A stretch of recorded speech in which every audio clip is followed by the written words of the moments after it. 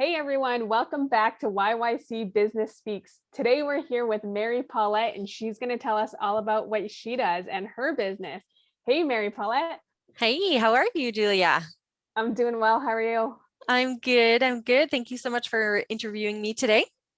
Yeah, you're welcome. So I looked through a bit of your website and it's like sounds really interesting. So tell me a bit about your business. So I'm an animal communicator. I'm based here in Calgary, but now with the pandemic and everything like that, I've shifted everything online. I still do some in-person sessions depending on what type of animal I'm working with. So horses, for example, that's a lot easier to manage physical distancing out at the ranch. But yeah, I'm an animal communicator. So the easiest thing to compare me to is like a Dr. Doolittle. So if you have, it's, the mainstream one, right? So if you have any questions about your animals, I can answer them for you because I can communicate with your animal, especially in end of life transitions and senior years as well. Because oftentimes, you're sitting there wondering about your dog or your cat or your animal, any animal really.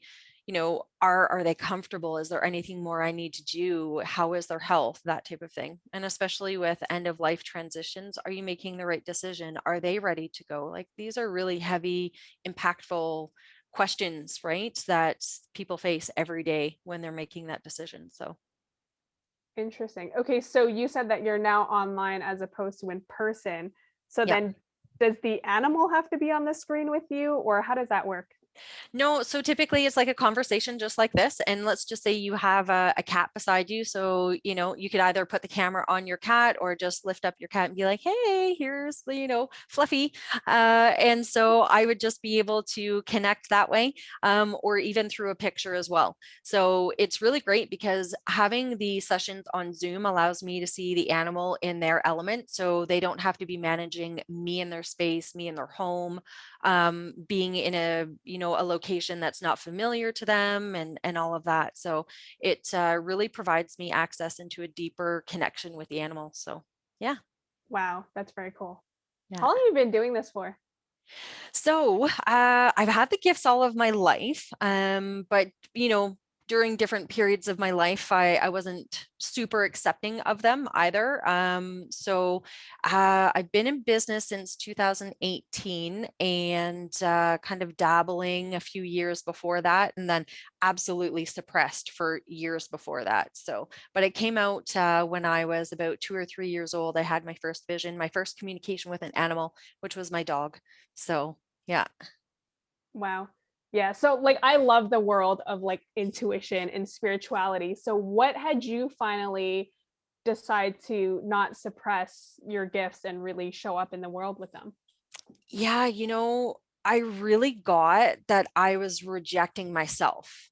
And so, because I was rejecting myself, my body started rejecting myself, and I started to have autoimmune disorders Mm, and issues. So it was like my body was attacking itself because it was just right. That's how it manifested physically. And so then when I took a step back and I looked at, okay, we know that the way we experience the world is from up here, right? So everything we create is from what we think and believe. And so I worked with a psychologist as well, because it was really traumatic. Like I was allergic to everything. So I would eat something and then right away I would have a panic attack that I was going to have an anaphylactic reaction because I had so many in such a short period of time.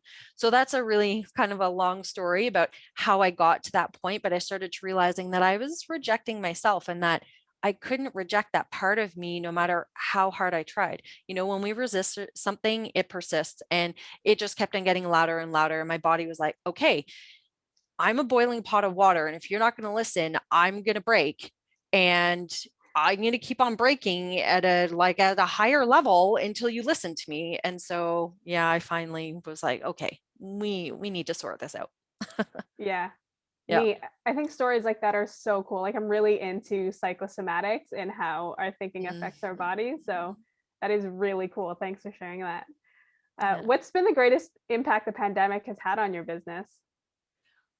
Surprisingly, and I was shy last year to share this with a lot of people, it has launched my business to a completely different level.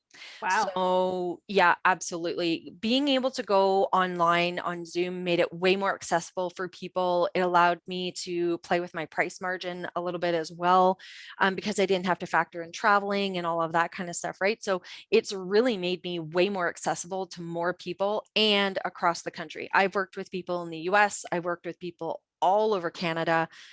It's been a really magnificent year in that way, and I'm very grateful for that.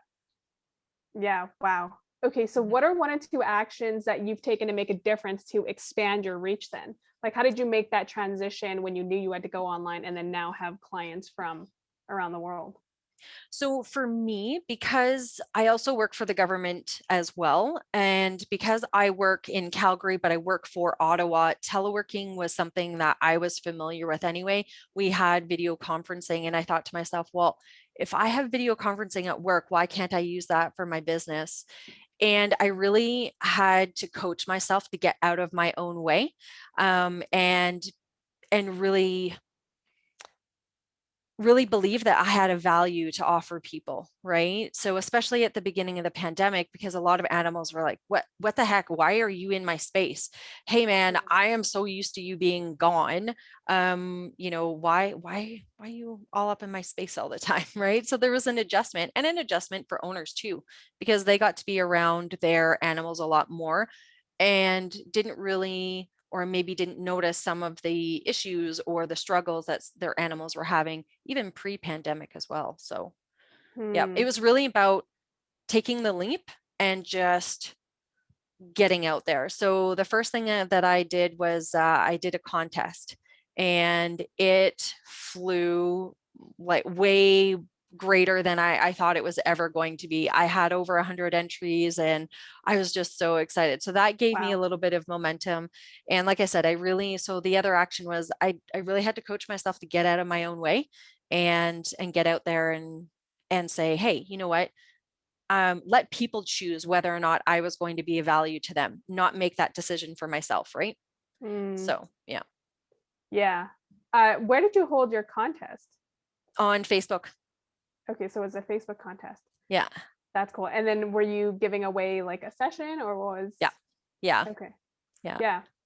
It's a really good idea, actually. I love it. Okay, it's been said that smart people learn from their mistakes, but wise people learn from the mistakes of others. So, what are one or two mistakes that you've made along the way that other entrepreneurs can learn from? Oh, not giving up. If it doesn't turn out the way you think it should turn out, right? So often opportunity shows up in a way that is completely different than you could have imagined. So Mm, not giving up, right? That is one thing. Think and Grow Rich is another story, a collection of stories about mindset and not giving up, and really exploring what causes you to give up. Like, what is that glass ceiling that's there?